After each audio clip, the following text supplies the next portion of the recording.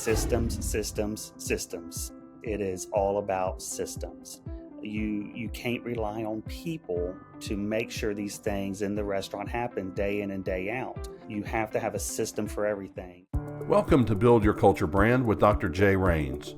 Join us as we discover ways to define, measure, and grow your culture. We want to help you intentionally build a culture that fits you. Hey leaders, welcome back to the Build Your Culture Brand podcast. I have with me today my friend Michael Bringman from the Chick-fil-A in Henderson, Texas. So welcome to the show, Michael. Good morning. Thank you so much for having me this morning, Jay. This is going to be a lot of fun. We always have a lot of fun together. Just a quick history. Michael, you and I have known each other for several years. In fact, you were working with Gerald Huggins. He was my, I think, second client. I met him through Scott Clark. Actually already lived here. And I office with him. I'm actually in an office that you and I have shared for years. So, but you've had your journey along the way. Grew up in Central Texas, went to A&M. We'll forgive you for that. We got a degree in finance. Went on to work in the grocery industry in the Dallas area. Made some good money, but it just wasn't fulfilling. So he came back and worked here with Gerald and some other experiences with Chick-fil-A. But want to get into your story. I thought, I was thinking back. Tell us a little bit. Why was it that I kept hearing Disney songs when I'm in my office? You're doing orientation in another room. What was the deal with me hearing Disney for years on end? What's that about? Well, let's be honest, you probably weren't complaining about hearing the Disney music, but one of the things that I took lead on working with Gerald is really taking new hires through an onboarding process. And part of what I wanted to accomplish is I wanted to create a fun environment, but one that induces stress because like a lot of us know that have worked in the food service industry, there's some times that it's a little stressful. So I wanted to put new hires through a little bit of a stressful situation, see how they react and see how they adapt.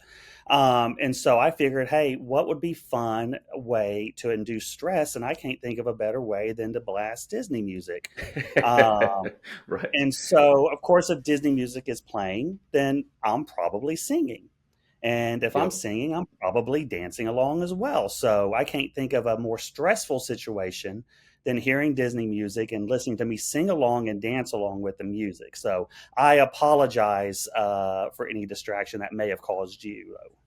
But no, that was, and I think you were using it as your timer. Like they had tests to take, and that was kind of when this song ends, they got to have this. So it's fun, fun, fun, Yes. fun. You're always infusing fun wherever you go. And I love that about you, Michael. So I want to get into your leadership style. Here you are, you're a Chick-fil-A operator. You've been a leader in the Chick-fil-A industry for over a decade, but here you are as an owner operator. What would stand out as what we might call your kryptonite, your superpower first, and then what would be a kryptonite that works against you as a leader? Sure. So really, I think my superpower is what you see right here in front of you. It is me, just being authentically me, being uniquely me, because that's where I'm in my wheelhouse. When I'm having fun, when I'm getting to pour into others, when I'm getting to just really see growth in the people and community around me. So that's I think my superpower is what you see right here in front of you. All right. Uh, Nothing more, now, nothing less. nothing. Yes. Now, kryptonite. I would say when I don't see people living up to their potential, Okay. like that to me, because I take it personally.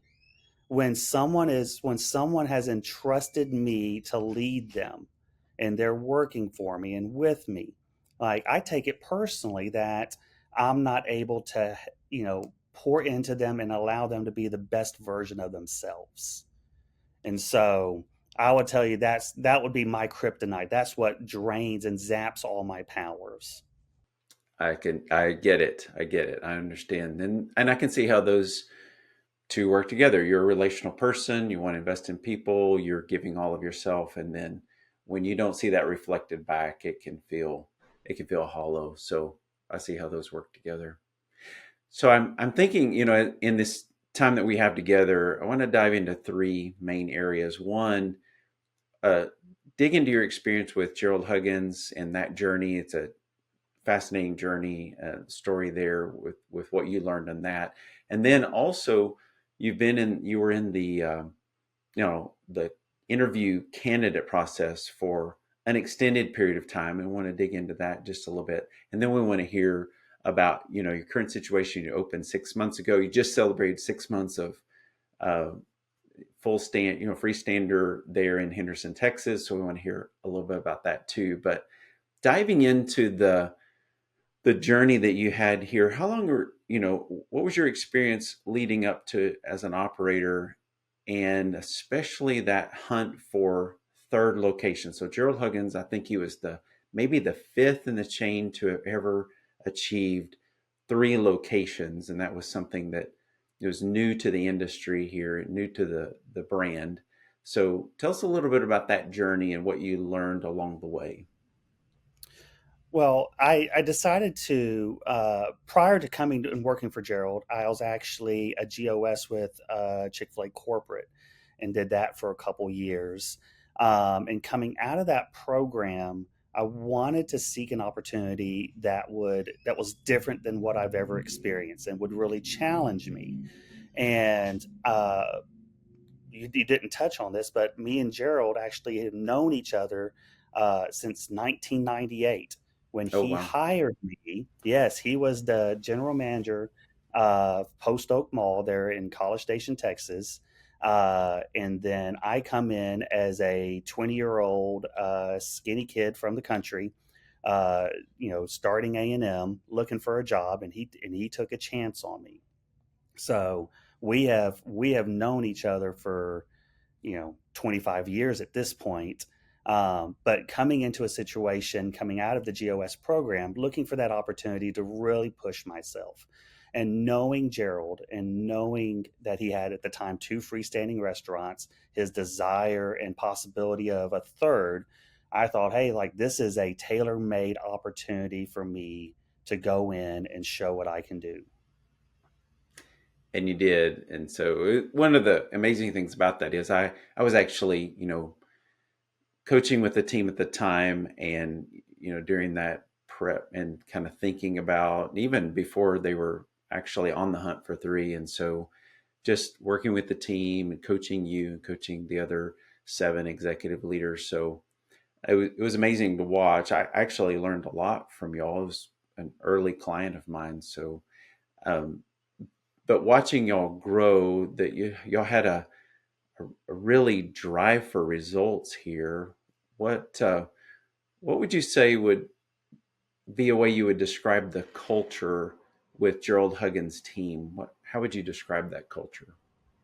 Very easy. Systems, systems, systems. Like, there's no way. And one of the things I think that I've learned the most in my time with Gerald is it is all about systems. You can't rely on people to make sure these things in the restaurant happen day in and day out. And so you have to have a system for everything. And that's what they have there in College Station. There is a system for everything, and that's why that Gerald and the teams down there are so successful. So as you think about, what you have now, we'll get into your story about now, but what would you take from that experience? What are some of the things you would take from your experience with Gerald that you're pulling forward into today? Well, other than the systems, it's really a desire for me to allow people to be themselves, and I said it earlier, to be the best version of them. And so I think as a leader, there's a lot of times that we get kind of pigeonholed, if you will, into what a leader is supposed to look like and what they're supposed to do and all these things. But each person is uniquely different. And I think one of my role is to really dig deep and to find what that person is really good at, what they're passionate about, and matching that to the business. And so that's one thing that Gerald did very well with a very diverse leadership team. And we all brought different things to the table. And some of us were gifted more on the people side, some were gifted more on the numbers side. And so just allowing those individuals to really prosper within their scope is something that I've pulled forward with my organization here. That's great. That's great. Well, Michael, I know that your journey to become an operator was a long journey. You and I walked through that. I watched you walk through that. It was challenging because you made it to being top graded, which mean they call that being in the coop, right? Chicken coop. So you're in the coop, and then that meant you were competing for an individual location, and that just took a long time. What advice might you give someone who's in that process, who's in the interview process? They're seeking to become an operator. What encouragement or advice might you share with them? Well, a lot actually. Uh, One of which is just to kind of think about where you're at. Uh, Chick-fil-A corporate, I think I heard a statistic that last year they received 120 some odd thousand expressions of interest from individuals that want to be an owner operator with Chick-fil-A. And so that process of being top graded, being in the coop for me here in the Southwest region, I was in that pool was narrowed down to about 100 individuals. So so for me, one encouragement would be, hey, just think about where you're at. Like you've made it from 120 some odd thousand, you're down to the top 100, which is wonderful. You're still not to your end goal, but you're still like you should celebrate where you're at and think about what that process looks like. If for you to be in that coop, Chick-fil-A is basically saying, "Hey, we envision partnering with you. We just have to find the right situation, the right to community that fits you and checks all those boxes." And so that may take some time. And certainly I filled out expressions of interest for, I wish I had the list in front of me. There's probably a couple dozen, Jay, honestly. And uh, every time I filled one out, um, inherently it was a no. And those no's for me, I took very personally. So that would come to my second or my third kind of learning is like, don't take the no's personally. It's really Chick-fil-A saying, hey, hold on. Like this isn't a no, this is not right here. And so now, as I look back at being selected for Henderson, I cannot think of a better opportunity, a better community for me and my family. And so I'm very happy with the team that's here. They're a family. We're a big family. And so I'm just beyond happy with being here in Henderson. I was just on a call with a guy yesterday who's in that process. He's in the interview to the next level to try to get in the coop. And I was trying to explain to him that same concept, that the next interview is about fit with the brand.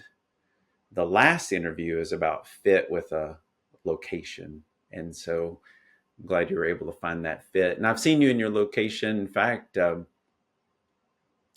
have a question about that in a minute, but I have one more question about the interview process. What Sure. uh, what do you feel like helped you stand out though in that process? And there's probably multiple things, but what's something you felt like helped you stand out? You're talking about other than my love for Dr. Pepper, I'm assuming, Right? right? That Okay. and what Okay. else? Just Right? wanted to make sure. I may be truth be known. My wife's not watching this, right? Not yet. Truth be known, oh, okay. I may be on my third one of these already this morning. So That's we'll keep that between just okay. this listening audience. Um, uh, so back in my time when I was a grand opening supervisor with Chick-fil-A, I had the opportunity to interview for three restaurants. Um, and through that feedback, ultimately was a no for those locations, but I never got feedback from, why it was a no. So when I reapplied with Chick-fil-A through the operator process, I tell people I was a lot more blunt. And I say blunt and just saying, hey, this is me. Okay. Here I am. I feel like I am the best candidate. I feel like this is where God wants me to be, and so I'm going to be here, and I'm going to do my very best, and I'm just going to lay it all on the table. I'm going to tell you things that are you're probably going to disagree with me on, and I'm going to tell you things that you're like, oh, that's kind of cool. But at the end of the day, like that's what Chick-fil-A wants is they want someone that is just they know they're partnering with you. And so they want to know the total you, whether it's the good or the bad or the indifferent. So maybe a big difference from your first round years ago and this current round is a change in confidence of yourself. Confidence and just vulnerability, I would say. Okay. Wow. Vulnerability. So those two, that's an interesting combination of confidence and vulnerability. I would imagine that would come across as a way to show humility. So good. That's a nice combination. Yeah. Well, thank you. Yeah, there were questions. One question I remember that stood out was someone had asked, well, what does your leadership team look like for there in Henderson, Texas? And understand, I hadn't been selected, Right. uh, didn't know anyone here, and so and honestly, I just started laughing. And they say, well, why are you laughing? I'm like, how the heck am I supposed to answer that question when I don't know who's applying? Like, that's, but I went into like kind of what I would like. But again, kind of pulling back from what I had learned from Gerald is that it's like, I'm going to have a team they're all unique. And so I can't get pigeonholed into having a director of operations and a marketing director and all this and that. So I had to be flexible in how I envisioned that team as I came into this community. I love it. Yeah. And I've seen you do that. So then came the selection. There's so much excitement about that. I mean, all of us are Woohoo! rooting for you, and so tremendous excitement. And I got to be there on your grand opening. So you had, I think you were opening at 6:30 in the morning, and Correct. You were supposed to. I got there. Yeah, that we'll get into that story. So I get there. I get there a little bit early, and you come. I see you inside, and I'm walking up. You saw me. You came walking out, and then I find out what happened that morning. So tell us a little bit about what took place the morning of. Here you are ready to roll. I mean, there's people in the drive-through. The lights are on. It's like 6:15 ish, and I hear this story. So yeah, so you come walking up, and probably you forgot there were people waiting in line too to just get Oh, in inside the the yes at restaurant. the door. Yeah, That's right. yes, we did have yes, and so probably around 6 o'clock, a little after 6. We have all the support from Chick-fil-A Inc. here. I have my team here, like all this excitement. I'm sitting here, I'm ready to go.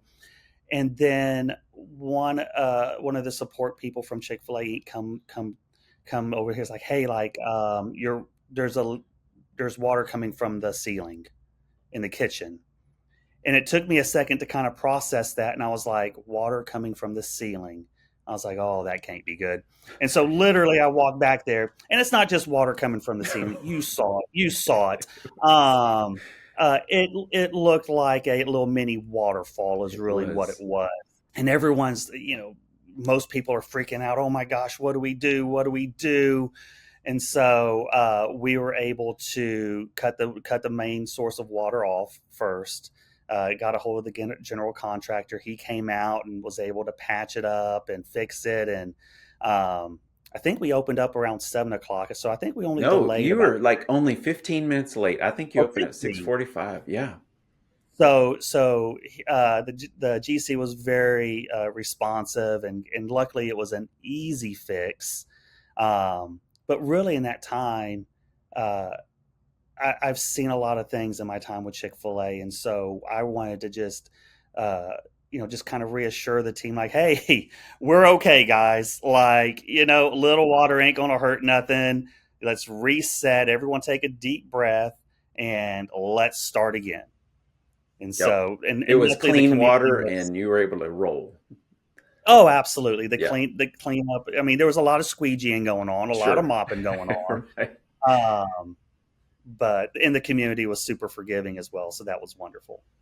It was a great day. I had so much fun, and you had a lot of operators from around the area coming in to visit, and just that support of the community that you have there in East Texas. So, what a fun day. Well, so you're 6 months in now. What do you feel like have been some successes already? In fact, you had a success in the very first month, but what have been some successes already in your first 6 months? Sure. So I think one of the biggest successes I think is actually the amount of people who want to work for me here at Chick-fil-A Henderson. And so I've had in the grand opening process, I had about 500 applicants Wow. wanna come and work for me. And even to this day, I'm still getting about 2 to 3 dozen applications a week. And so that's tremendous to have that many people continually try to get on here with us. And so I'm very blessed from that. And I think that's a huge success. Um, since day one, we've been profitable since day one. So, and I'm very grateful for that. And I think a lot of it, I'll just say, it's not me. It's like it's my team and what they do into just delivering great service and great food. So they're doing a great job with those two things.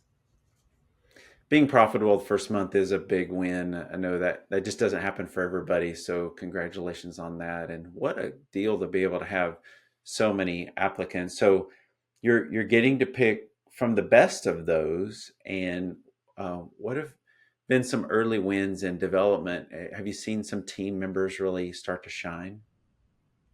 Oh, absolutely. I am blessed with a leadership team. I have four top level leaders. Only one of which has Chick-fil-A experience, and even that experience was only for like a year or two. So, but for the majority of my team, they didn't know Chick-fil-A. A lot of them didn't know the restaurant industry. And so it's been fun to really just we're starting from scratch with just about everybody. They're trying to learn the restaurant industry. They're trying to learn Chick-fil-A. They're trying to learn me. That's probably the hardest part of all of this is just learning me and my leadership style. But it's been Victoria, really your fun. wife, and I agree. Yes, Yes, yes, yes, very much so. But it's just been really fun to see that growth, and certainly I've got leaders who are that we're still learning each other 6 months in, like we're still learning. I'm still learning and learning how to communicate and really honing in on what each leader brings to the table and what makes them uniquely them. So yeah, just tremendous. So, Michael, you're building this team. You're 6 months in. What's something that's really unique? This is a culture brand podcast, right? We're talking about culture and the culture you're building. So, what's something that you feel like is unique about the culture that you're building there in Henderson, Texas? So I would tell you the what's really unique is the mindset and my philosophy that I've transferred and now have for the restaurant and into the team. And what I mean by that is the way I describe myself and how I describe to myself to others is I am we'll say a hybrid between Sheldon Cooper from Big Bang Theory and Okay. Ricky Bobby from Talladega Nights. Oh my goodness. And so, and you're thinking about that, and you're like, Yeah. actually, Michael, that's probably pretty darn true. And I say that to say that a lot of times I can be very black and white, very system. Hey, it's done or it's not done, right? Like there is no gray area. Like don't tell me that you're fixing to do it. It's not done. Okay, great. Let's move on, right? Um, but my desire from that Ricky Bobby standpoint is like, hey, it's like failure's not an option. Okay. Like, I don't care. I want to be the best. We are going to be the best. We're in Henderson, Texas, population 13,192, I believe.